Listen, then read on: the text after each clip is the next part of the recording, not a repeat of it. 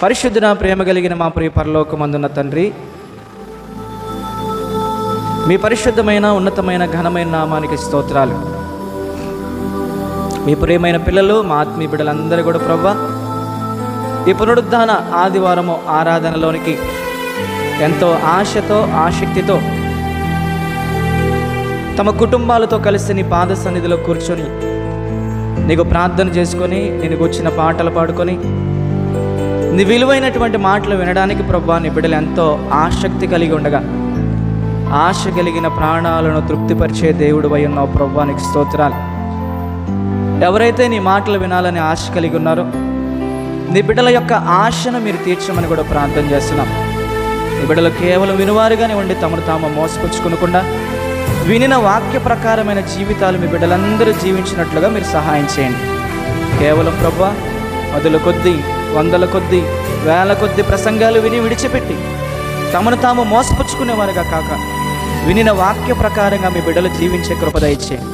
తండ్రి, నీ పక్షముగా నిలవబడి ఎదుటివారికి బోధించుచున్నటువంటి నేను ప్రభువా, ఎదుటివారికి బోధించి బోధించి బోధించి బోధించి నేను భ్రష్టున్నైపోకుండా తండ్రి, నేను బోధించినటువంటి బోధ ప్రకారంగా బ్రతికి అనేకులకు ప్రభువా బోధించడానికి మీరు సహాయం చేయమని, నన్ను బట్టి నీ నామం అన్ని జనుల మధ్య దూషణ పాలవ్వకుండా నీ వాక్యాన్ని అనుసరించి అనేకులకు బోధించే కృప, నీ పరిశుద్ధాత్మ నడిపింపు, నీ పరిశుద్ధాత్మ సహాయము, నీ వాక్శక్తిని మీరు నాకు అనుగ్రహించండి.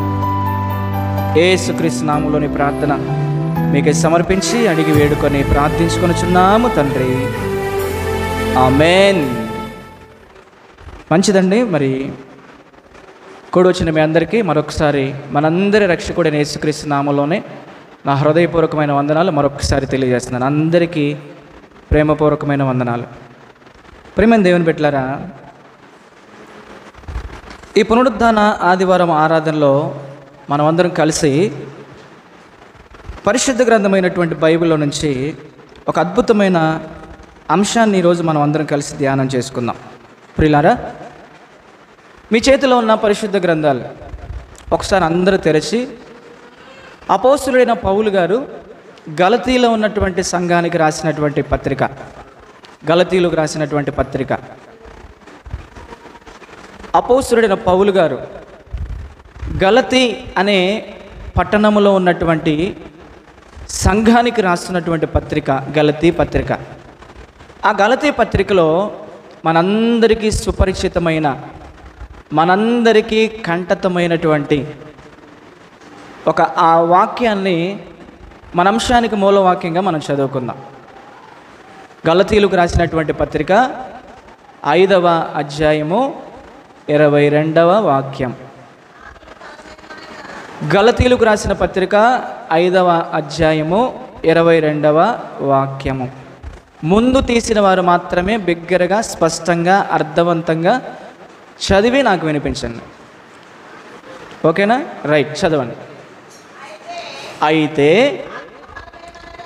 ఆత్మఫలమేమనగా ప్రేమ, సంతోషము, సమాధానము, దీర్ఘశాంతము, దయాళుత్వము, మంచితనము, విశ్వాసము, సాత్వికము, ఆశా నిగ్రహమనునవియే. చాలమ్మా. క్రీస్తునందు ప్రియమైన దేవుని బిడ్డలారా, ప్రియ దేవుని సంగమా, నా ప్రియమైన సహోదరులారా, సహోదరిమణులారా, దేవుని బిడ్డలారా, అపోస్తులుడైనటువంటి పౌలు గారు గలతీ అనే ప్రాంతంలో ఉన్నటువంటి సంఘానికి రాస్తున్నటువంటి పత్రిక ఇది. ఎవరికి రాస్తున్నాడమ్మా? సంఘానికి రాస్తున్నటువంటి పత్రిక. ఏమని రాస్తున్నాడు? దానిలోనే మనం ఆలోచన చేస్తే చాలా విషయాలు రాశాడు. అయితే అందులో ఇప్పుడు మనం చదువుకున్నటువంటి గలతీ 5:22లో ఉన్న వాక్యం ఏంటంటే, అయితే ఆత్మఫలమేమనగా అని చెప్తున్నాడు. ఆత్మఫలము ఏంటంటే ప్రేమ, సంతోషము, సమాధానము, దీర్ఘశాంతము, దయాళుత్వము, మంచితనము, విశ్వాసము, సాత్వికము, ఆశా నిగ్రహము అన్నాడు. కాబట్టి ఈ రోజు నుంచి మరలా కొన్ని వారాలు ఈ ఆత్మఫలముల గురించి ఒక్కొక్కటిగా మనం ధ్యానం చేసుకుందాం. దీనికి మనం మూల టైటిల్గా లేదా మెయిన్ అంశంగా ఆత్మఫలములలోని ఆంతర్యం అని పెట్టుకోండి. ఆత్మఫలములలోని ఆంతర్యం అని పెట్టుకోండి. ఈ ఆత్మఫలములను గురించినటువంటి వివరణ ఒక్కొక్క దాని గురించి ఒక్కొక్క వారం మనం ధ్యానం చేసుకుందాం. ఓకేనండి. ఆత్మఫలములలోని ఆంతర్యం. మొదటిగా ప్రేమ అని పెట్టుకోండి. ఆత్మఫలములలోని ఆంతర్యము అనే ఈ మెయిన్ టైటిల్లో నుంచి ప్రియులారా సబ్ టైటిల్గా ప్రేమ అని పెట్టుకోండి. ఈ ప్రేమను గురించి మనం కొద్ది నిమిషాలు ధ్యానం చేసుకుందాం. ప్రభునందు ప్రియమైన దేవుని బిడ్డలారా, ఈ ప్రకృతిలో భౌతిక సంబంధమైనటువంటి ఫలాలు దేవుడు కొన్ని పెట్టాడు కదా. ఫలాలను కొన్ని దేవుడు పెట్టాడు. చెప్పండి, భౌతిక సంబంధమైన శరీరానికి అవసరమైన మన ఆహారానికి మనం ఉపయోగించుకునేటటువంటి ఆరోగ్యాన్ని కలిగించే కొన్ని ఫలాలను, భౌతికమైన ఫలాలను దేవుడు ఈ సృష్టిలో పెట్టాడు కదా. వాటిలో నుంచి మనం కొన్ని ఫలాల గురించి మనం ఆలోచన చేస్తే, అరటి పళ్ళు దేవుడు ఈ సృష్టిలో పెట్టాడు, మామిడి పళ్ళు పెట్టాడు, బత్తాయి పళ్ళు పెట్టాడు, నారింజ పళ్ళు పెట్టాడు, యాపిల్ పళ్ళు పెట్టాడు, ద్రాక్ష పళ్ళు పెట్టాడు, దానిమ్మ పళ్ళు పెట్టాడు. చెప్పండి, ఇంకా ఇంకా ఇంకా చెప్పాలి. డ్రాగన్ ఫ్రూట్స్ పెట్టారు, ఇంకా కివీ ఫ్రూట్స్ పెట్టాడు. ఇంకా ఎన్ని కాయలు చూడండి ప్రియులారా, ఎన్ని కాయలు, ఎన్ని ఫ్రూట్స్, ఎన్ని ఫలాలు. తాటికాయలని, ఈతకాయలని కదా, ఎన్ని కాయలు, ఎన్ని పండ్లు, ఎన్ని ఫలాలు. ఇవన్నీ కూడా దేవుడు ప్రకృతిలో ప్రియులారా మన కోసమే, మన ఆహారానికి మనం వినియోగించుకోవడానికి, ఆ ఫలాలను మనం తీసుకున్నప్పుడు మనకు మంచి ఆరోగ్యం కావాలని దేవుడు ఈ ప్రకృతిలో భౌతిక సంబంధమైనటువంటి ఫలాలను దేవుడు మనకిచ్చాడు. చూడండి, ఫ్రూట్ మార్కెట్కి మనకు వెళ్ళినప్పుడు ఆ బళ్ళ మీద మనం ఆ కాయలు చూసినప్పుడు అన్ని కాయలు తినేయాలనిపించింది, అన్ని కాయలు తినేయాలనిపించింది. తినలేకపోయినా కొరికైనా పక్కనేయాలనిపించింది. అంత చక్కగా ఉంటాయి, అంత అందంగా ఉంటాయి కదా. ఒక్కొక్క కాయ ఒక్కొక్క కలర్లో ఉంటుంది, ఒక్కొక్క కాయ ఒక్కొక్క డిజైన్లో ఉంటుంది కదా. ప్రతి కాయ పైన దేవుడు మూత పెట్టి లోపల ఆహారాన్ని దాచిపెట్టాడు మన కోసం. దేవుడు మూత లేని ఆహార పదార్థాలు తిని మనం ఎలాగైతే అనారోగ్యం తెచ్చుకుంటామో అలా కాకుండా నా పిల్లలందరూ కూడా ఆరోగ్యవంతులుగా ఉండాలని దేవుడు ప్రతి కాయకి, ప్రతి పండుకి మూత అనగా పైన తొక్కు అన్నమాట. అట్టికాయ పైన మూత పెట్టాడు, లోపల గుజ్జు పెట్టాడు. మనం అట్టికాయ తొక్కు తింటామా, లోపల గుజ్జు తింటామా?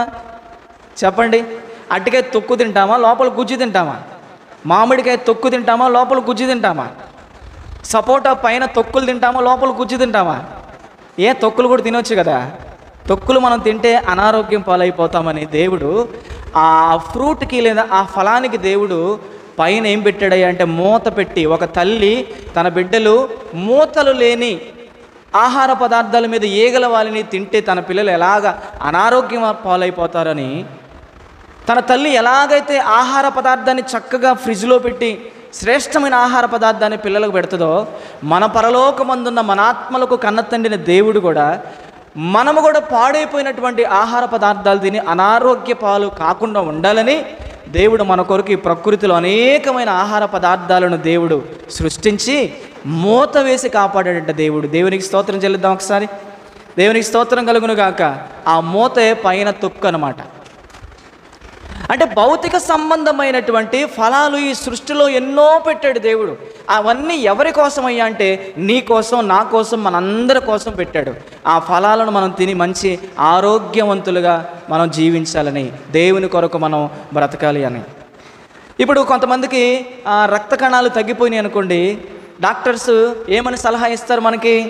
ఏం ఫ్రూట్స్ తీసుకోమంటారు చెప్పండి? బొప్పాయి తీసుకోమంటారు. అదేవిధంగా ఒక మనిషి బాగా నీరసం అయిపోతున్నాడు అనుకోండి, ఏ ఫ్రూట్ జ్యూస్ తీసుకోమంటారు చెప్పండి? బత్తాయి జ్యూస్ తీసుకోమంటారు, బత్తాయి జ్యూస్ తీసుకోండి వెంటనే మీకు ఎనర్జీ వస్తుంది అంటారు. అప్పుడప్పుడు చాలామందికి పల్పీ ఆరెంజ్ అంటే చాలామందికి ఇష్టం. పల్పీ ఆరెంజ్ అంటే చాలామందికి ఇష్టం. ఎందుకు పల్పీ ఆరెంజ్ ఎక్కువ ఇష్టంగా తాగుతారా అంటే దాంట్లో బత్తాయికి సంబంధించినటువంటి ఉంటాయి, దాంట్లో ఆరోగ్యాన్ని ఇచ్చేవి ఉంటాయి. అర్థమవుతుంది కదా. కొంతమందికి అనారోగ్యం కలిగినప్పుడు ఇదిగో ఈ ఫ్రూట్స్ తీసుకోండి అమ్మా, మీకు వెంటనే మీకు ఆరోగ్యం వస్తుంది అంటాడు. అంటే దేవుడు మనలను ప్రేమించిన దేవుడు, పరలోకమందున దేవుడు ఈ ప్రకృతిలో భౌతిక సంబంధమైనటువంటి ఎన్నో ఫలాలను పెట్టాడు. ఒక్కొక్క కాయకి ఒక్కొక్క కలరు, ఒక్కొక్క కాయ టేస్ట్ ఒక్కొక్క కాయకు ఉంటుంది ప్రియులారా. ఇవన్నీ మన కోసమే ఇచ్చాడు. అయితే ఆత్మ ఫలాలను కూడా దేవుడు ఫలించమని దేవుడు కోరుకుంటున్నాడు. భౌతిక సంబంధంగా దేవుడిచ్చినటువంటి ఫలాలను మనం అనుభవిస్తూ దేవుడు కూడా మన యొద్ద నుంచి కొన్ని ఫలాలను కోరుకుంటున్నాడు ప్రియులారా. ఆ ఫలాలన్నీ కూడా మనం ఫలించాలని దేవుడు కోరుకుంటున్నాడు. అదే సమయంలో చెప్తున్నాను కదా, ఆ ఫలాలు మనం ఫలించాలని దేవుడు కోరుకుంటున్నాడు. ఆ ఫలాలను గురించి ఇప్పుడు మనం చదువుకున్నాం. ఆత్మ ఫలమని, వెలుగు ఫలమని, అదేవిధంగా మారు మనసుకు తగినటువంటి ఫలాలని బైబిల్ గ్రంథంలో రాయబడింది ప్రియమైన దేవుని వల్ల. ఆ ఫలాలను దేవుడు మన యొద్ద నుంచి ఆశిస్తున్నాడు. ఆత్మ ఫలాలు మనం ఫలించాలని దేవుడు కోరుకుంటున్నాడు. ఒక చెట్టు మీరు ఇంట్లో వేసుకున్నారండి, ఎప్పుడు మీకు చెప్పే మాట, ఒక జామ చెట్టో, బత్తాయి చెట్టో, యాపిల్ చెట్టో, దానిమ్మ చెట్టో మీరు వేసుకున్నారు, లేదా కొన్ని పూల మొక్కలు మీ ఇళ్లలో మీరు వేసుకున్నారు. చాలా జాగ్రత్తగా చిన్నపిల్లల్లా కాపాడుకుంటున్నారు. మీరు ఎన్ని సంవత్సరాలు గడుస్తున్నా పూత కానీ పిండి కానీ రాలేదనుకోండి, పూలు రావట్లేదు, కాయలు రావట్లేదు, అప్పుడు మీరు ఏం చేస్తారు చెప్పండి? ఆటోమేటిక్గా ఏం చేస్తామంటే, ఎందుకు ఈ చెట్టు వల్ల ఈ భూమి ఎలాగా అర్థమైపోవాలని, ఒరే దీన్ని నరికి పడేయండి అంటారు కదా. అదేవిధంగా ప్రియులారా, మనకు జన్మనిచ్చినటువంటి తండ్రి అయిన దేవుడు, ఆయన పిల్లలంగా మనమందరం కూడా దేవుడిచ్చినటువంటి భౌతిక సంబంధమైన శరీర సంబంధమైనటువంటి ఫలాలను మనం అనుభవిస్తూ మంచి ఆరోగ్యం కలిగి మనం జీవిస్తూ మనము కూడా ఆత్మ ఫలాలు ఫలించాలని దేవుడు మన యొద్ద నుంచి ఫలాలు దేవుడు కోరుకుంటున్నాడు. వాటినే ఆత్మ ఫలాలు అన్నారు, లేదా ఆత్మ ఫలము అన్నారు. ఆ ఆత్మ ఫలాన్ని మనం కలిగి జీవించాలి, ఆ ఆత్మ ఫలాన్ని మనం ఫలించాలని పరలోకమందున్న దేవుడు నీ యొద్ద నుంచి నా యొద్ద నుంచి ఫలాలను దేవుడు కోరుకుంటున్నాడు. ఒక ఫలింపని చెట్టుని ఎలాగైతే మనం నరికి పడేసి మన ఇంట్లో కలప కింద వాడుకుంటామో ప్రియులారా, దేవుడు కూడా మన యొద్ద నుంచి ఫలాలు కోరుకుంటున్నాడు. మరి మన యొద్ద నుంచి దేవుడు ఫలాలు కోరుకుంటున్నప్పుడు, ఆయన కోరుకున్నటువంటి ఫలాలు మనం ఇవ్వకపోతే ఆయనకేమన్నా సంతోషం ఉంటుందా? ఆయనకేమన్నా ఆనందం ఉంటుందా? ఆయనకి ఏమాత్రం కూడా మనల్ని బట్టి సంతోషం, ఆయనకి ఏమాత్రం మనల్ని బట్టి ఆనందం అనేది ఉండదు. ఆయన మన యొద్ద నుంచి ఏ ఫలాలైతే ఆశిస్తున్నాడో ఆ ఫలాలు మనం దేవుడికి ఫలించి మనం ఆయనకి ఇవ్వాలి. అప్పుడు పరలోకమందున తండ్రి తన దూతలతో కూడా సంతోషిస్తాడు. పరలోకమందున తండ్రి తన దూతలతో కూడా ఆనందపడతాడు, నిన్ను బట్టి, నన్ను బట్టి, మన అందరిని బట్టి. కాబట్టి మనం అలాంటి ఫలాలు ఫలించాలి. ఆత్మ ఫలము మనం ఫలించే వారంగా మనం ఉండాలి. ఫలింపని ప్రతి చెట్టు నరకబడి ఎక్కడ వేయబడుతున్నాడు యోహాను గారు తన సువార్తలో?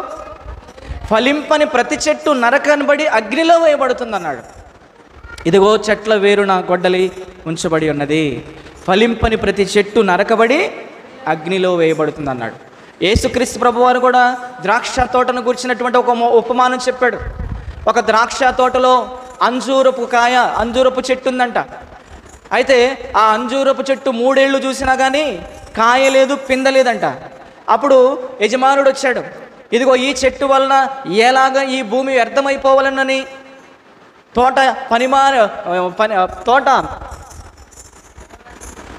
తోట పనివాన్ని పిలిపించి ఈ చెట్టుని నరికి పడవేను అన్నాడు. అప్పుడు తోట మాలి వచ్చేసి అంటున్నాడు, అయ్యా ఇంకొక సంవత్సరం అవకాశం ఇవ్వు, ఫలించినా ఫలిస్తుంది, ఫలించకపోతే దీన్ని నరికి పడేస్తాను నీ మాట వలనే అన్నాడు. తోట యజమానుడు దేవుడైతే, తోటమాలి యేసుక్రీస్తు ప్రభువారు అయితే, ఆ ద్రాక్ష తోట సంఘం అయితే, ఆ ద్రాక్ష తోట అనే సంఘములో అంజూరపు చెట్టు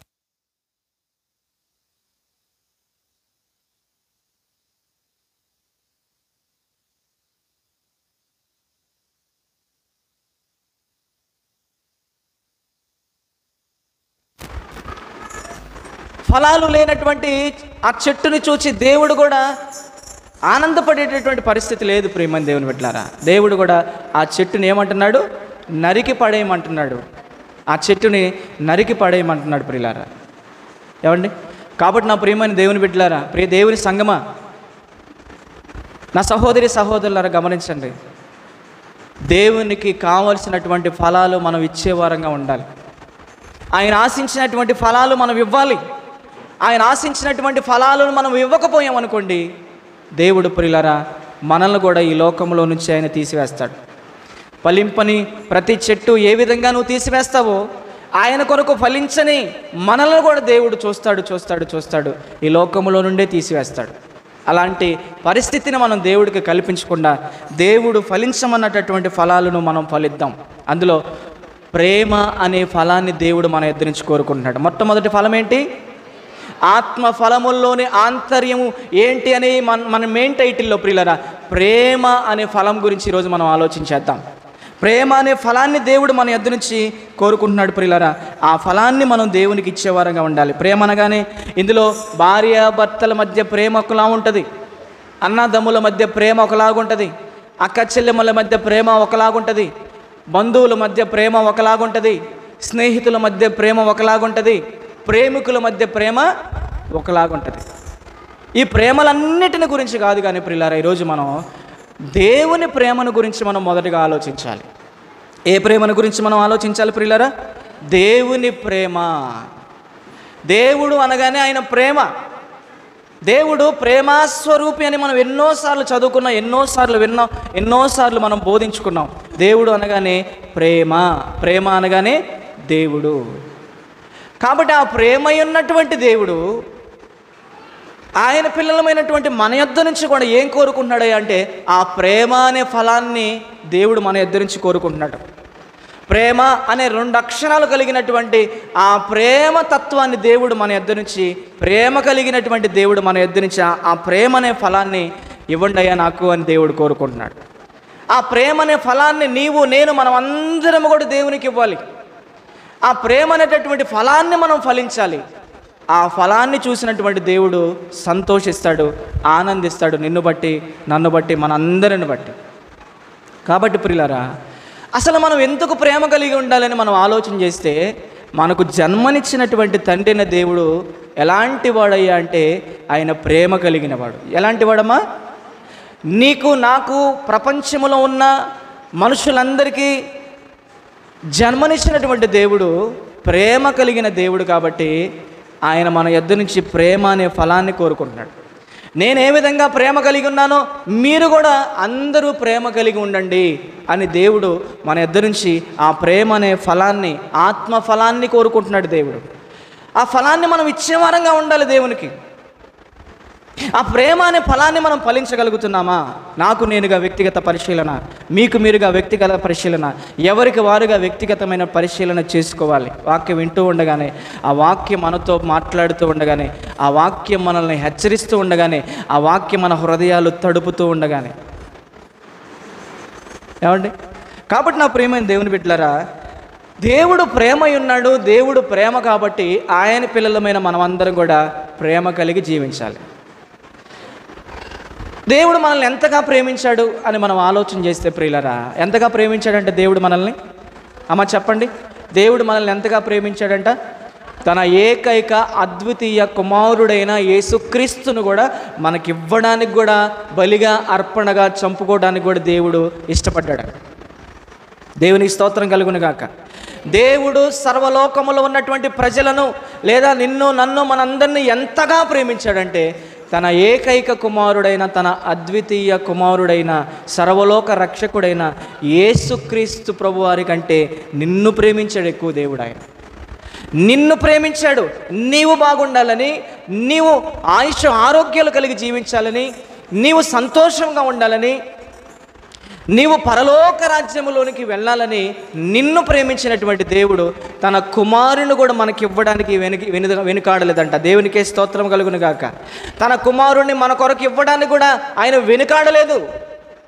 తన కుమారుని సిలువలో బలి చేసుకోవడానికి కూడా వెనుకాడలేదు. తన కుమారుణ్ణే మనకి దేవుడు మనల్ని ప్రేమించి ఇచ్చాడు.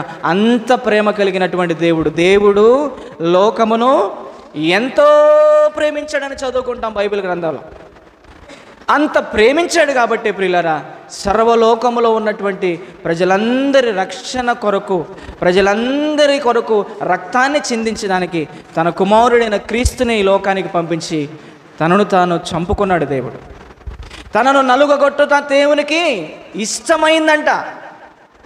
యేసుక్రీస్తు సిలువలో నలిగిపోవడానికి, సిలువలో తన రక్తాన్ని చిందించడానికి, సిలువలో తన ప్రాణాన్ని ప్రజల కొరకు ధారపోయడానికి పరలోకములో ఉన్నటువంటి యెహోవా దేవునికి ఇష్టమాయను అని చదువుకుంటాం యెషయా గ్రంథం 53 అధ్యాయంలో.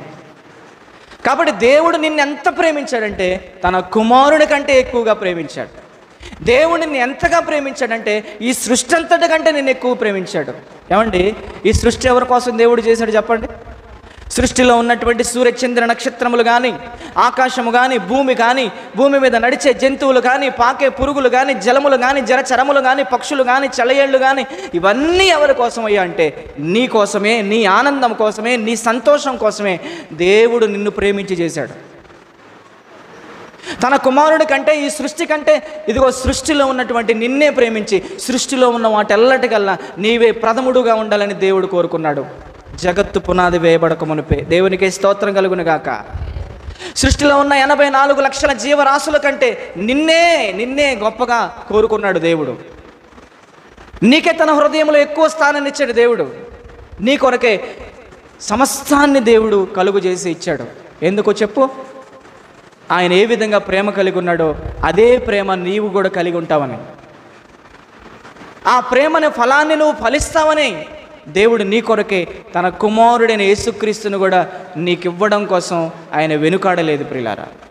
నీ కొరకే సమస్తాన్ని కలుగు చేశాడు ఆయన. ఏంటయ్యా అంటే, కారణం ఏంటయ్యా అంటే ఆ ప్రేమ అనే ఫలాన్ని నువ్వు ఫలించాలని, ఆ ఫలాన్ని నువ్వు ఫలిస్తున్నప్పుడు ఆయన చూసి సంతోషించాలని. అర్థమవుతుంది కదా? కాబట్టి నా ప్రియమైన దేవుని బిడ్డలారా, ఆ ఫలాన్ని మనం ఫలించేటటువంటి వారంగా ఉండాలి.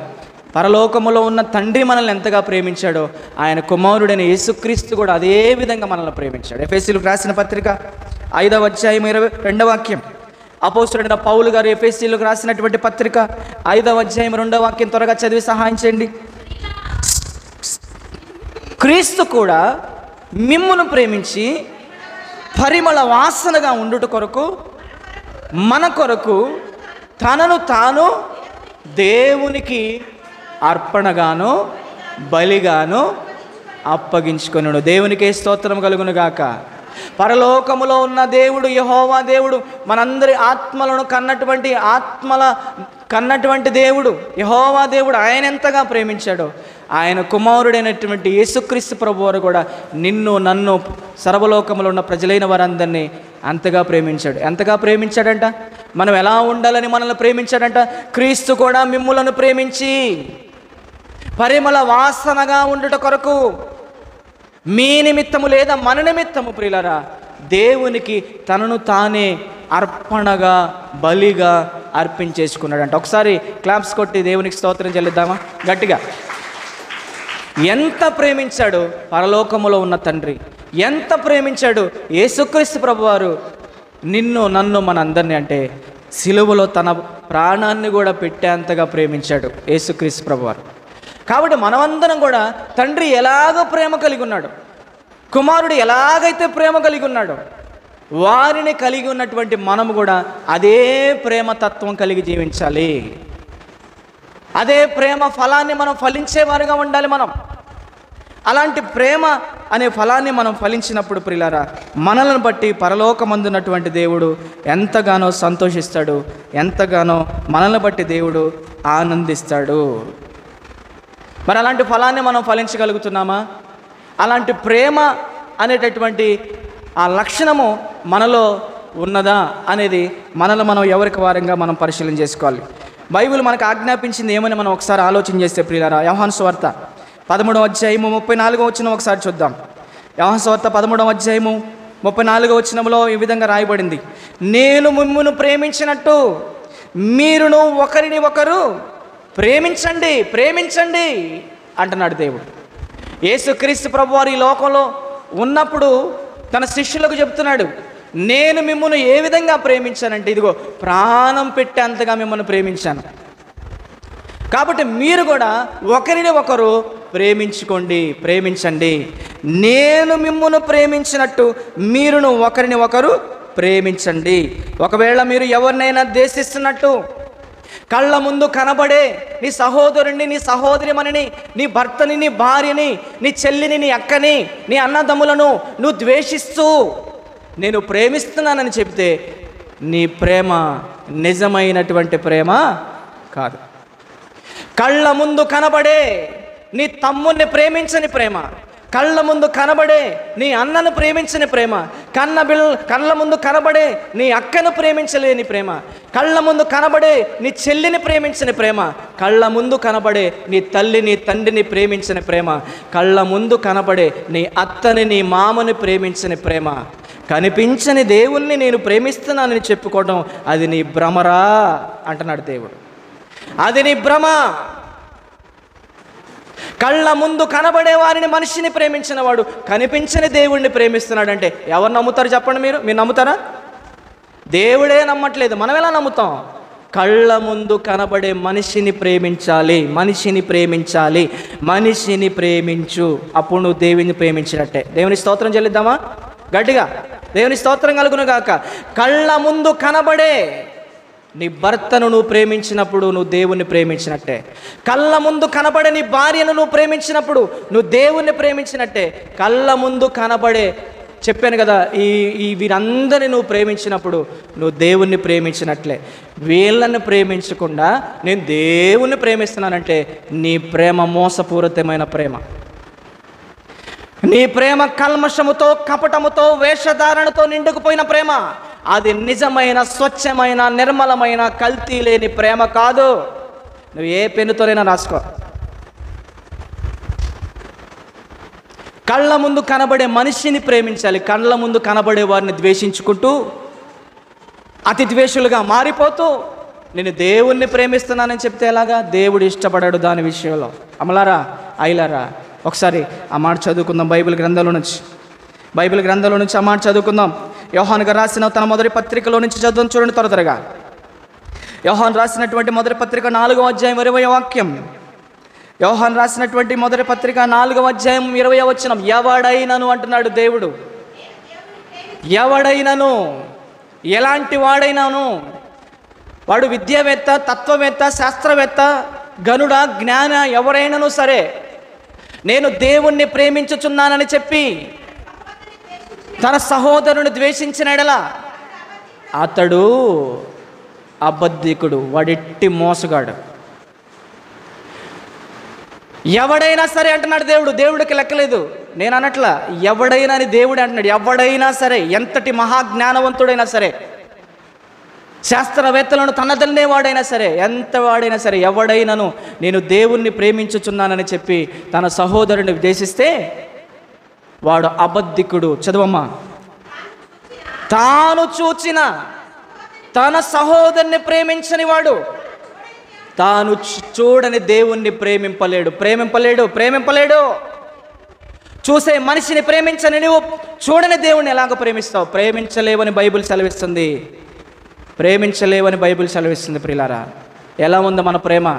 కళ్ళ ముందు కనబడే మనుషులను ద్వేషించుకుంటూ అతి ద్వేషులుగా మనం మారిపోతూ నేను దేవుణ్ణి ప్రేమిస్తున్నా, దేవుడు అంటే నాకు చాలా ఇష్టం, దేవుడు అంటే నాకు చాలా ప్రేమ, దేవుడు నా కొరకు ప్రాణాన్నే పెట్టాడని చెప్పుకుంటున్నావా? దేవుడు చెబుతున్నాడు, ఒరే నువ్వు అబద్ధికుడు రా అని. నీ ప్రేమ సరైంది కాదురా అని చెప్తున్నాడు దేవుడు. నేను చెప్పట్లా, బైబిల్ చెబుతుంది. మళ్ళీ చదవమ్మ మాట చూస్తారు బైబిల్లో, ఒకసారి మీరు చూసుకోండి, బైబిల్లో చూసుకోండి. ఎవడైనాను నేను దేవుణ్ణి ప్రేమించుచున్నానని చెప్పి తన సహోదరుని ద్వేషించిన ఎడల అతడు అబద్ధికుడు, వాడొట్టి మోసగాడు. అయితే తాను చూచిన తన సహోదరుని ప్రేమింపనివాడు తాను చూడని దేవుణ్ణి ప్రేమింపలేడు. ఒకవేళ నేను ప్రేమిస్తున్నానని చెప్తే అది అబద్ధం. దేవుణ్ణి ప్రేమించేవాడు, నేను దేవుణ్ణి ప్రేమిస్తున్నా, దేవుడు అంటే నాకు చాలా ఇష్టం, దేవుడు అంటే నాకు చాలా లవ్ అని చెప్పుకునేవాడు, దేవుణ్ణి ప్రేమించేవాడు తన అన్నని ప్రేమిస్తాడు, చెప్పండి, తన తమ్ముడిని ప్రేమిస్తాడు, తన అక్కని ప్రేమిస్తాడు, తన తల్లిని ప్రేమిస్తాడు, తన చెల్లిని ప్రేమిస్తాడు, ఏమంటే తోబుట్లు ప్రేమిస్తాడు, ఇరుగు పొరుగు వారిని ప్రేమిస్తాడు, అత్తని ప్రేమిస్తాడు, మామను ప్రేమిస్తాడు, భర్తని ప్రేమిస్తాడు, భార్యను ప్రేమిస్తాడు. చదవండి, మళ్ళీ చదవండి. దేవుణ్ణి ప్రేమించువాడు తన సహోదరుని కూడా ప్రేమింపవలెనని ఆజ్ఞను దేవుడు ఏం చెప్పాడంట? ఆజ్ఞ ఇచ్చాడంట. మేము ఏమని? నేను దేవుణ్ణి ప్రేమిస్తున్నానని చెప్పుకునేవాడు ఎవడైనా సరే తన సహోదరుని కూడా ఏం చేయాలి? ప్రేమించాలి. సంఘములో మనం అందరం ఎవరో చెప్పండి అమ్మా? సహోదరులము, సహోదరీమణులము. ఇప్పుడు మనం ఒకరినొకరు ఏం చేసుకోవాలి? నేను మిమ్మును ఎలాగో ప్రేమించానో మీరు ఒకరిని ఒకరు ప్రేమించుకో. క్రీస్తు మిమ్మును ప్రేమించి ఏ విధంగా తన ప్రాణాన్ని పెట్టి ఉన్నాడో ప్రతి వాడు కూడా తన సహోదరుని కొరకు ప్రాణము పెట్టబద్దులై ఉన్నారు, కానీ ప్రాణాలు తీయకూడదు. ఈరోజు ప్రాణం పెట్టుడు కంటే ప్రాణాలు తీసేవాళ్ళు ఎక్కువైపోయారు. మాటల చేత, చేష్టల చేత, క్రియల చేత. ఒక మనిషిని కత్తితో తీసుకుని పొడిచి చంపితేనే కాదు, వేరే గారు, హత్య. మాటలతో కూడా హత్య చేయొచ్చు. అర్థమవుతుంది కదా? ఆ మాటల వలన మంచి మనసులు చెదిరిపోతాయి, ఆ మంచి మనసులు పాడైపోతాయి. దేవుడు వద్దు, సంఘం వద్దు, సేవ వద్దు, అసలు వద్దు, ఈ ఊరే వద్దు అనిపించేది అప్పుడప్పుడు. తెలుసా మీకు? అలాంటి మాటలు హృదయానికి తగులుతున్నప్పుడు అసలు సంఘం వద్దు, అసలు సేవే వద్దు, అసలు ఈ ఊరే వద్దు, ఎక్కడికైనా వెళ్ళి అరణ్యంలో బ్రతికేద్దాం అనిపించింది. అర్థమవుతుందన్న అమ్మ? అందరికీ అర్థమవుతుంది కదా? కాబట్టి కళ్ళ ముందు కనపడే నీ సహోదరుని, నీ సహోదరి మనని ప్రేమించని నువ్వు, నేను, మనం అందరం దేవుణ్ణి, కనిపించని దేవుణ్ణి ప్రేమిస్తున్నాం అనుకోవటం అది అబద్ధం అన్నాడు దేవుడు. దేవుడు అన్నాడు అది అబద్ధం అని. ఒకవేళ కళ్ళ ముందు కనబడే వీరిని నువ్వు ప్రేమిస్తే, వారు కష్టాల్లో ఉన్నప్పుడు, వారి బాధల్లో ఉన్నప్పుడు, వారి ఇరుకుల్లో ఉన్నప్పుడు, వారి ఇబ్బందుల్లో ఉన్నప్పుడు, వారి వేదన శోధనలో కృంగిపోతూ ఉన్నప్పుడు, వారు వ్యాధిగ్రస్తులై మరణాపాయ స్థితిలో చావు బ్రతుకుల మధ్య కొట్టిమెట్లాడుతున్నప్పుడు వారిని పలకరించి పరామర్శించి నీ ప్రేమ చూపినప్పుడు పరలోకములో ఉన్న తండ్రి మురిసిపోతాడు. ఎందుకు చెప్పండి? నువ్వు వారిని ప్రేమిస్తున్నావు కాబట్టి నన్ను ప్రేమించినట్టు అంటాడు. గట్టిగా క్లాప్స్ కొట్టి దేవుని స్తోత్రం చెల్లిద్దాం. ఈ నా సహోదరులను ఒకరిని ప్రేమించావు కాబట్టి నువ్వు నన్ను ప్రేమించినట్టే. కళ్ళ ముందు కనపడే వారిని నువ్వు ప్రేమించావు కాబట్టి కనిపించని నన్ను నువ్వు ప్రేమించినట్లే నా కుమార్తె, నా కుమారుడా. బల నమ్మకమైన నా పిల్లలారా, రండి నా కుడిపార్శ్వం మందు కూర్చోండి. కోట్లాది మంది ప్రజల మందు నిలబెట్టి నీకు ఒక నీతి కిరీటాన్ని దేవుడు ధరింపజేస్తాడు ఆ సమయంలో. కాబట్టి నా ప్రియమైన దేవుని బిడ్డలారా, నా ప్రియమైన దేవుని ప్రజలారా, నేను ఏది చెప్పినా మీ మేలు కోరి చెప్తా, మీ ప్రేమ కోరి చెప్తాను. మనసులో కల్మషం పెట్టుకొని, పగ పెట్టుకొని, ప్రతీకారం పెట్టుకొని, ఈర్ష్య, ద్వేషం, అసూయలు పెట్టుకొని తీయటి నూనె కంటే నునుకుపోయినటువంటి మాటలు నేను చెప్పాల్సిన అవసరం నాకు లేదు. సభాముఖంగా చెప్తున్నా. ప్రేమన్నవాడు గద్దిస్తాడు, ప్రేమన్నవాడు హెచ్చరిస్తాడు, ప్రేమన్నవాడు బుద్ధి చెప్తాడు, పగవాడు లెక్కలేనన్ని ముద్దులు పెడతాడు. తండ్రి ప్రేమించిన కుమారుని శిక్షించిన రీతిగా అంటాడు బైబిల్ గ్రంథంలో. ప్రేమించేవాడు ఖండిస్తాడు, ప్రేమించేవాడు గద్దిస్తాడు, ప్రేమించేవాడు హెచ్చరిస్తాడు, ప్రేమించేవాడు బుద్ధి చెప్తాడు, మంచి మార్గంలో నడిపిస్తాడు. మీ మీద నాకు ప్రేమ ఉంది కాబట్టి ప్రియులారా, ఎవరు ఎన్నన్నా అనుకునే తర్వాత ఉన్న వాస్తవాలను ఉన్నట్లుగా మీకు తెలియజేస్తాను. అంతే. మనుషులను మాయ చేసి, మనుషులు మభ్యపెట్టి, మనుషుల లోపాలు సరిచేసుకోకుండా ఏదో తీయటి మాటలు వల్లించేసి, ఏమండి, నూనె కంటే నునుపైనటువంటి మాటలు చెప్పేసి మోసం చేసేసి వారి ఆత్మలు నరకానికి పోయేటటువంటి పరిస్థితి నేను కల్పించను. కక్ష చేత కానీ, మిస చేత కానీ, కలహబుద్ధి చేత కానీ, అసూయ చేత కానీ ఎదుటి వారికి వాక్యాన్ని బోధించకూడదనే వాక్యం నా హృదయం నిండా ఉంది. దేవునికి స్తోత్రం కలుగునుగాక. గట్టి చెప్పాలి, దేవునికి స్తోత్రం కలుగునుగాక. ఆత్మ ఫలముల్లోని ఆంతర్యము అనే అంశాన్ని ఆలోచన చేస్తున్నాం. ఆత్మ ఫలముల్లోని ఒక్కొక్క ఫలాన్ని ఒక్కొక్క వారం మనం ధ్యానం చేసుకుందాం. ఆ ఫలాన్ని మనం ఫలిస్తున్నామా లేదా అని పరిశీలన చేసుకుందాం. ప్రేమ అనే ఫలాన్ని ఈరోజు మనం ఫలించాలని దేవుడు కోరుకుంటున్నాడు. కాబట్టి ఆ ప్రేమ అనే ఫలాన్ని మనం ఫలించగలుగుతున్నామా?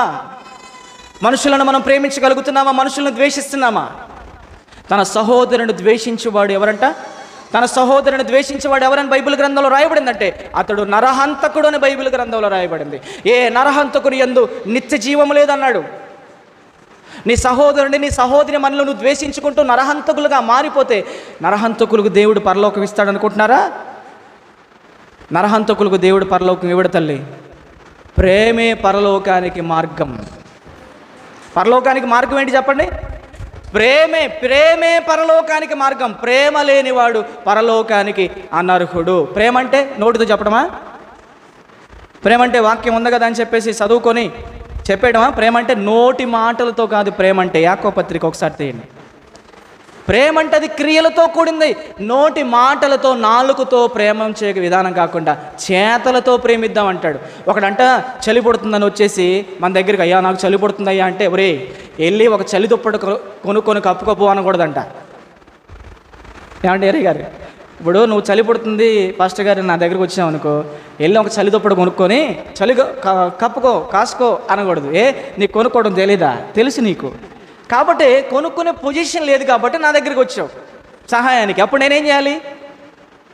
నాకున్నది తీసి నీకు ఒక మంచి కంబళి కొనిపించి నీకు కప్పినప్పుడు ఆ చలి తగ్గినప్పుడు అది ప్రేమించడం అంటే అది ప్రేమ. మన ప్రేమ క్రియలతో కూడిందై ఉండాలి. మాటలు ఎవరేం చెప్తారండి? నేను చెప్పాను కదా, చిలక కూడా 4 చిలక మాటలు నేర్పిస్తే చిలక కూడా పలుకుతుంది. చిలక పలుకులు అది ముఖ్యం కాదు. ప్రేమ అనేది మాటలతో నాలుకతో కాక క్రియలతో ఉండాలి. క్రియలతో. చదువుతారా మాటలు బైబిల్లో? ఉన్నాయన్నా నేను చెప్పేది? చదువు తల్లి. యాకోబు పత్రిక త్వరగా చదవండి అమ్మా. యాకోబు పత్రిక ఎక్కడున్నాయి ఆ మాటలు?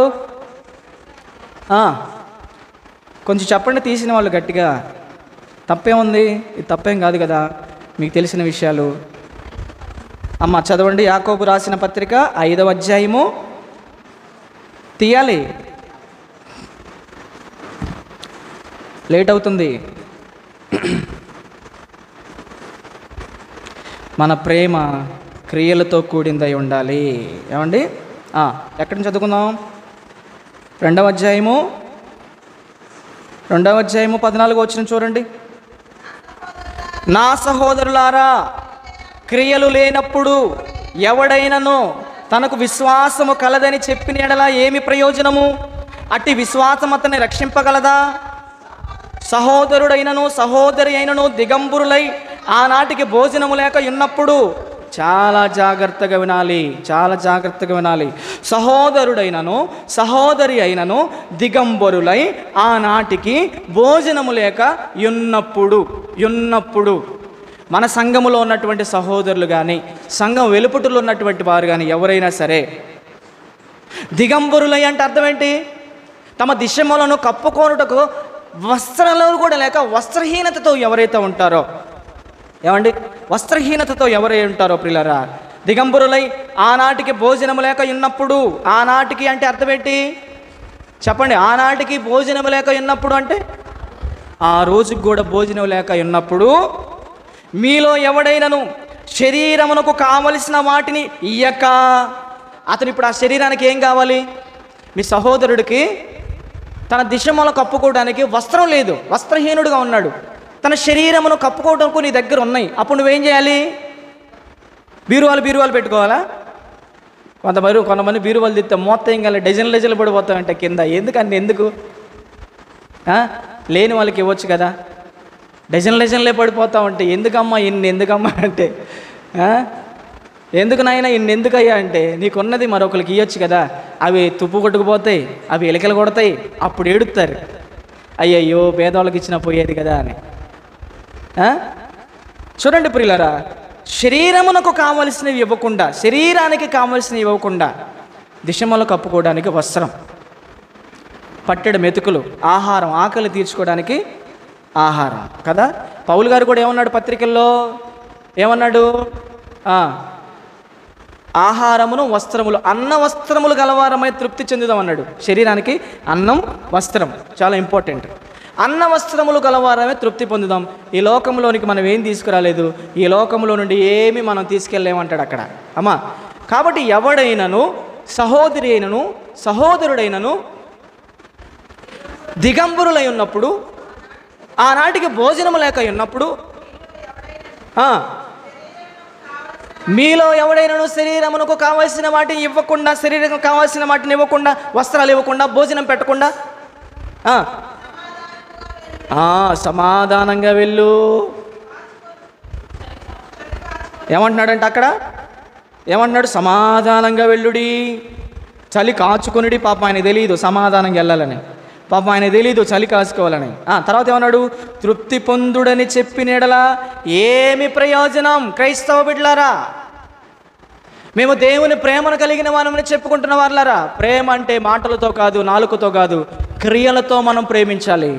ఏంటంటే వస్త్రము లేని వారికి వస్త్రాలు ఇచ్చే విషయం కానీ, ఆకలి కొనిన వారికి ఆహారం పెట్టే విషయంలో కానీ, దాహం కొనిన వారికి దాహార్తిని తీసే విషయంలో కానీ, రోగగ్రస్తులుగా పడి చావు బ్రతుకుల మధ్య వెంటిలేటర్స్లో కొట్టుమెట్లాడుతున్న వాడిని పలకరించి పరామర్శించి వారి కొరకు ప్రార్థన చేసి మన సహాయ సహకారాలు అందించి ధైర్యపరిచే విషయంలో కానీ, మాటలు ఊరైనా చెప్తారు, మాటలు చెప్తున్నాను కదా. ఎవరైనా సండే స్కూల్ పిల్లల్ని ఈరోజు చక్కగా సండే స్కూల్లో వాక్యాలు నేర్చుకుంటున్నారు.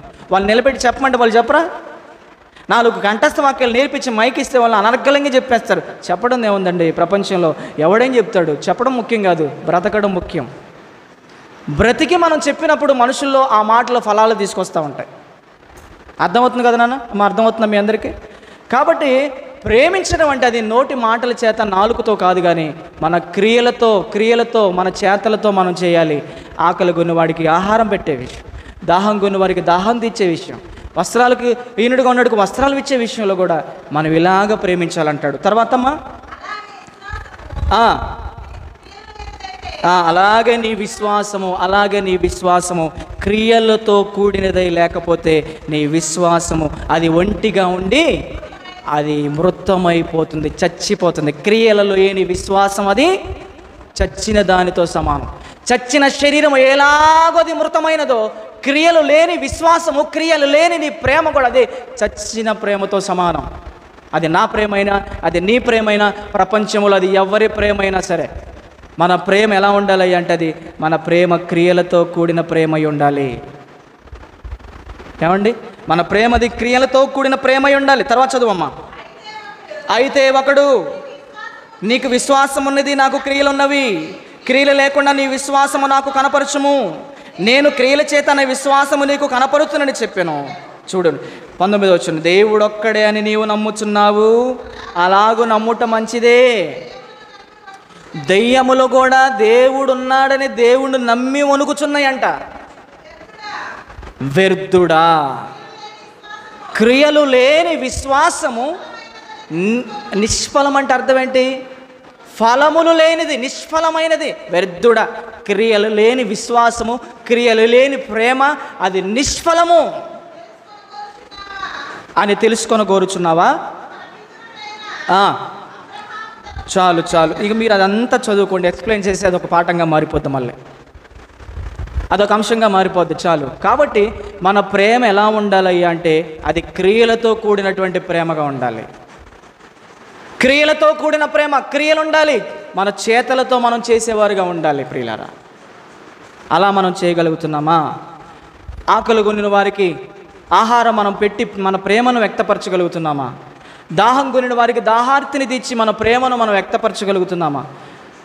దిగంబరులుగా వస్త్రహీనులుగా ఉన్నటువంటి వారికి వస్త్రాలనిచ్చి మనం మన ప్రేమను మనం వ్యక్తపరచగలుగుతున్నామా?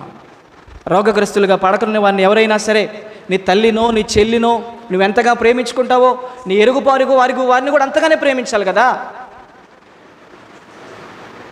నిన్ను వలె నీ పొరుగు వారిని ప్రేమించమని బైబిల్ సెలవించట్లేదా అమ్మా?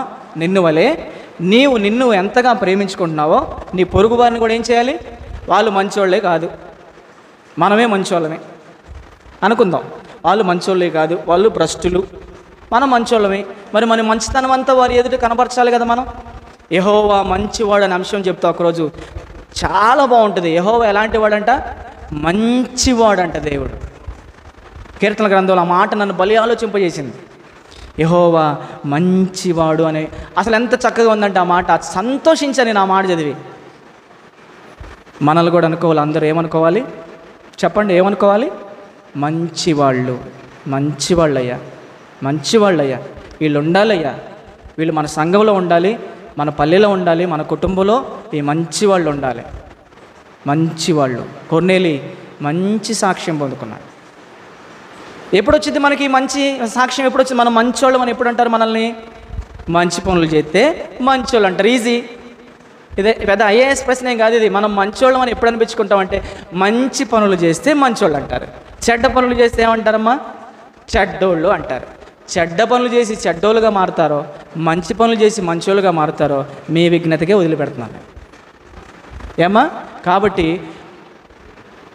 ఆత్మఫలముల్లోని ఆంతర్యము, మొదటిగా ప్రేమ అనే ఫలాన్ని గురించి మనం ఆలోచన చేస్తున్నాం. నిన్ను నీవుగా ఎంతగా ప్రేమించుకుంటున్నావో నీ పొరుగు వారిని కూడా ఏం చేయాలి? ప్రేమించాలి. అలా మనం ప్రేమించినప్పుడే దేవుణ్ణి మనం ప్రేమిస్తున్నట్లు అని అర్థం. దేవుణ్ణి ప్రేమించిన వాడైతే మనుషులను కూడా ప్రేమిస్తాడు. దేవుణ్ణి ప్రేమించిన వాడైతే మనుషుల కొరకు ఏదైనా చేస్తాడు. ఒక విషయం మీకు చెప్తున్నాను, నిజంగా దైవ ప్రేమ అనేది నీలో, నాలో, మనలో ఉందనుకోండి, మనోళ్ళు ఎవరైనా రోగగ్రస్తులుగా పడి ఉన్నారనుకోండి, మన ప్రాణం ఎలా ఉంటుంది? చెప్పండి అమ్మా, ఎలా ఉంటుంది? ఎలా ఉంటుంది? నేనైతే చూసి తట్టుకోలేను. నా ఆటోకి 108 అని పేరు పెట్టారు కొంతమంది. ఎందుకు? అర్ధరాత్రి ఎవరికి ఏ కష్టం వచ్చినా, ఎవరికి ఏ బాధ కలిగినా, ఎవరు ఏ బలహీనతల్లో ఉన్నా వెంటనే ఫోన్ వచ్చేది నాకే ఫస్ట్. నేనే తీసుకెళ్తా. కరోనా, భయంకరమైనటువంటి కరోనా టైంలో కూడా మూతికి 2 మాస్కులు వేసుకొని, చేతులకు 2 బ్లౌజులు వేసుకొని, కాళ్ళకు 2 సాక్సులు వేసుకొని, 2 చొక్కాలు వేసుకొని నేను హాస్పిటల్కు తీసుకెళ్ళినటువంటి వైద్యులు ఉన్నారు. ఇంట్లో వాళ్ళు ఏందయ్యా, భార్య పిల్లలు ఏం కావాలనుకుంటున్నావు, ఏంది నీ పిచ్చి ఏంది అన్నారు. కిరణా గారు ఉన్నారు, శారదా గారు ఉన్నారు, చాలామంది ఇక్కడ ఉన్నారు. అంతటి కరోనా టైంలో కూడా మన వెంకటసుబ్బమ్మ గారికి బలహీనత వచ్చినప్పుడు, ప్రాణాపాయ స్థితిలో ఉన్నప్పుడు వాళ్ళు వచ్చి నా దగ్గరికి వచ్చి అడిగినప్పుడు, భయంకరమైన కరోనా టైం, ఐడియా హాస్పిటల్ నిండా కరోనా కేసులే, గవర్నమెంట్ హాస్పిటల్ నిండా కరోనా కేసులే. ఎక్కడికి వెళ్ళినా పోలీసులు కర్ఫ్యూ పెట్టేసి తీసుకెళ్తున్నా, అయ్యా వెళ్ళాలి, అర్జెంటుగా వెళ్ళాలి. ఉన్నారుగా, వాళ్ళు కూడా ఉన్నారుగా. నేను అబద్ధాలు చెప్పుకుంటూ నాకు చేత కాదు కదా, అందుకే నేను నచ్చట్లే జనాలకి. లేనిపోయిన చెప్పుకున్న వాళ్ళు అయితే అందరికీ ఇష్టపడతారు. యథార్థంగా మాట్లాడు యథార్థవాది లోకానికే విరోధి. క్షారం ముందు అడగండి. వాళ్ళ అమ్మని తీసుకెళ్ళా అప్పుడప్పుడు అంటూ ఉంటుంది, అన్న మా అమ్మ విషయంలో నువ్వు చాలా మేలు చేసావన్నా. ఏ రోజు ఏ సమస్య వచ్చినా కూడా నీ ఆటోని తీసుకొని నువ్వే కావాలనుకునేదంట. ఆ రోజు కూడా పాస్టర్ గారిని పిలవండమ్మా, యోహాన్ని పెద్ద అబ్బాయిని పిలవండమ్మా, యోహాను అని పిలిచిద్ది. యోహాన్ని పిలవండమ్మా, అయ్యా యోహానా అనిద్ది. మన ఎవరు పెద్దమ్మ చనిపోయింది, కాంతం పెద్దమ్మ లాగా అనిద్ది. యవానా అనిద్ది ప్రేమగా. ప్రేమ ఏది? మనం చూపించే ప్రేమ ఎలా ఉండాలంటే ఎదుటివారికి మార్పు తెచ్చే విధంగా ఉండాలి మన ప్రేమ. అంతటి భయంకరమైనటువంటి పరిస్థితిలో ఒకరని కాదు ప్రియులరా, ఎందరినో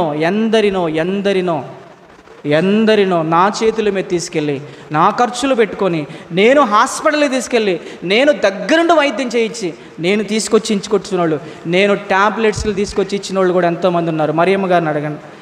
గబక్కని ఏదన్నా అవసరమైతే అమ్మగారు, అయ్యా ఇదిగో ట్యాబ్లెట్లు తీసుకురా. కాంతమ్మ గారు, అయ్యా నాకు ట్యాబ్లెట్లు తీసుకురా, అయ్యా నేను వెళ్ళలేనయ్యా. ఏది క్రియలు? నేను చేశాను కాబట్టి నేను చెప్పుకుంటున్నాను మీకు. చేశాను, చేస్తాను, చేస్తూనే ఉంటా చచ్చిపోయేదాకా. దేవునికి స్తోత్రం కలుగును గాక. నా ప్రేమ క్రియలతో కూడిన ప్రేమలా ఉండాలి. ఎవరు ఎన్నన్నా అనుకొని. ఎలా ఉంది మన ప్రేమ? దేవుని ప్రేమ, క్రీస్తు ప్రేమ మనం కలిగి జీవిస్తున్నామా? మన ప్రేమను చూసిన వాడు దేవుణ్ణి మహిమపరచాలి. అబ్బా ఎంతటి ప్రేమ గల్లవాడయ్యా, ఎంతటి ప్రేమ గల్లవాడు అనుకోవాలి. ఎంతటి ప్రేమయ్యా ఈ బిడ్డలో. తనకు శత్రువైనా కూడా ఎంత ప్రేమిస్తుంది, ఎంత ప్రేమిస్తున్నాడు. తనకు కీడు చేశాడు, తనకు శత్రువే కానీ కూడా శత్రువు పట్ల కూడా ఎంత ప్రేమ. నీవు నిలవబడి ప్రార్థన చేయనప్పుడల్లా ఏం చేయమన్నాడు దేవుడు? ఏం చేయమన్నాడు? శత్రువు ఎవరైనా నీకు కనిపిస్తే వారి కొరకు ప్రార్థన చేయి. నీవు నిలవబడి ప్రార్థన చేయనప్పుడల్లా ఎవరైనా నీకు కీడు చేశారని ఆలోచన కలిగినప్పుడు ఏం చేయాలి? నువ్వు ప్రార్థన చేయాలి. మనం ఏం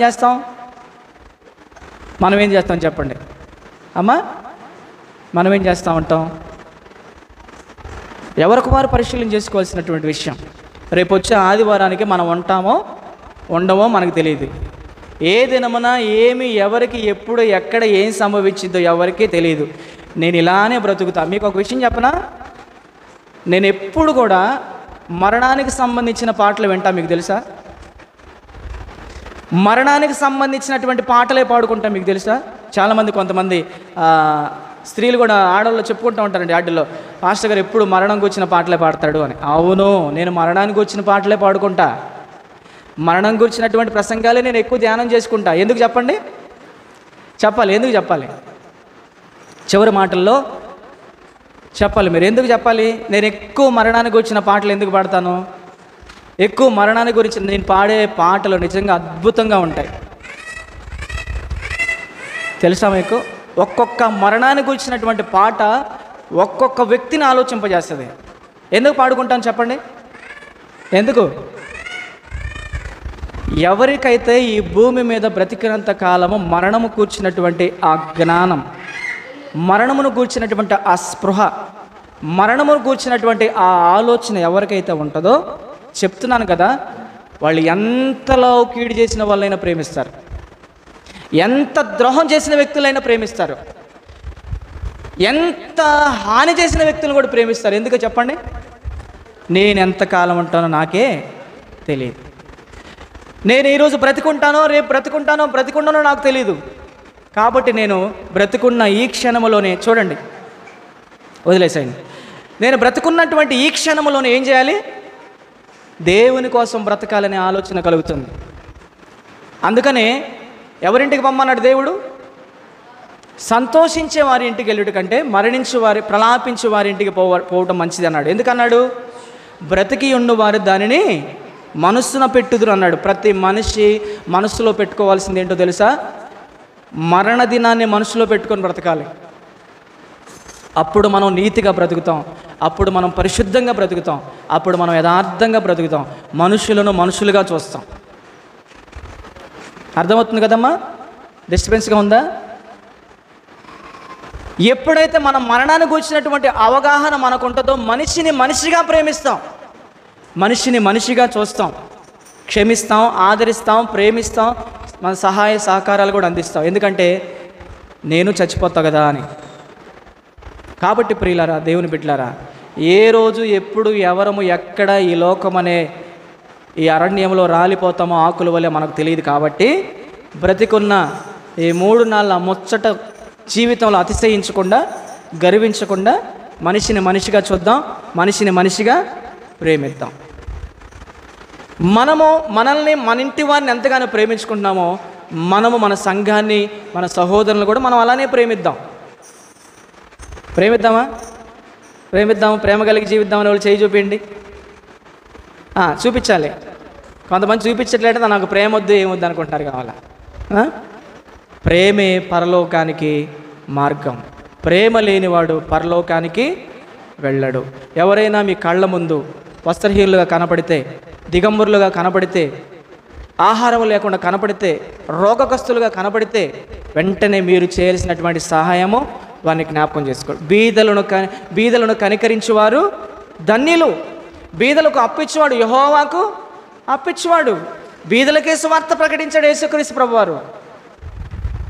బీదలు ఎవరో, అనాథులు ఎవరో, దిక్కులేని పిల్లలు ఎవరో, విధవరాండ్రు ఎవరో చూడండి. మీరు చేయగలిగినటువంటి సహాయ సహకారాలు వారికి అందించండి. అప్పుడు కనిపించే మనిషిని నువ్వు ప్రేమించినప్పుడు కనిపించిన దేవుని కూడా నువ్వు ప్రేమిస్తున్నావని అర్థం. కనిపించే మనిషిని నీ మందు తల్లడిల్లిపోతూ ప్రాణాపాయ స్థితిలో ఉన్నప్పుడు, చలి పుడుతుందయ్యా నీ దగ్గరకు వచ్చినప్పుడు ఏళ్ళు చలి కాసుకో, సమాధానంగా పో, ఈ మాటలు చెప్పకండి. అది నిజమైనటువంటి ప్రేమ కాదు. ఆత్మఫలముల్లోని ఆంతర్యము ప్రేమ అనే ఫలమును గురించి ఈరోజు మనం ధ్యానం చేస్తున్నాం. ఇక ముగించుకుందాం. చివరి మాటలుగా ప్రియులారా, అపోస్తలుడైనటువంటి పౌలు గారు ప్రేమ గురించి ఒక అధ్యాయమే రాశాడు. అది మీకు తెలుసు. ఏ అధ్యాయమో కూడా. కొరింథీయులకు రాసిన మొదటి పత్రిక 13వ అధ్యాయం మొదటి నుంచి చివరి వరకు మీరు రాసుకోండి, తర్వాత ఇంటికి వెళ్ళి చదవండి. ప్రేమ యొక్క విశిష్టత గురించి చెప్పాడు. అక్కడ 3 భాగాలు రాశాడు. ప్రేమ లేనివాడు వ్యర్థుడు అని రాశాడు 1. 2 ప్రేమ యొక్క విశిష్టతను గురించి రాశాడు. 3 చివరిగా ప్రేమే శాశ్వతమైనది అని రాశాడు. ఏమండి, ఒకసారి ఆ అధ్యాయం అంతా చదవండి, ప్రార్థన చేసుకుందాం. ఇంకా యోహాను రాసినటువంటి కొరింథీయులకు రాసిన మొదటి పత్రిక 13వ అధ్యాయము మొదటి వచనం నుంచి త్వరగా చదవమ్మా. ఒకళ్ళు చదవండి. చూడండి, మనుషుల భాషలతోనూ దేవదూతల భాషలతోనూ నేను మాటలాడినను ప్రేమ లేని వాడనైతే మ్రోగెడు కంచును గణగణలాడు తాళమునయుందును. చూడండి, ప్రవచించు కృపావరము కలిగి మర్మములన్నీయు జ్ఞానమంతయు ఎరిగిన వాడనయుండియు కొండలను పెకిలింపగలిగిన పరిపూర్ణమైన విశ్వాసము గలవాడనైనను ప్రేమ లేని వాడనైతే నేను వ్యర్థుడను. బీదల పోషణ కొరకు నా ఆస్తి అంతయు నేను ఇచ్చినను, కాల్చపరుటకు నా శరీరము అప్పగించినను, ప్రేమ లేని వాడనైతే నాకు ప్రయోజనం ఏమీ లేదు, ఏం ప్రయోజనం లేదు. చాలు చాలు చాలు.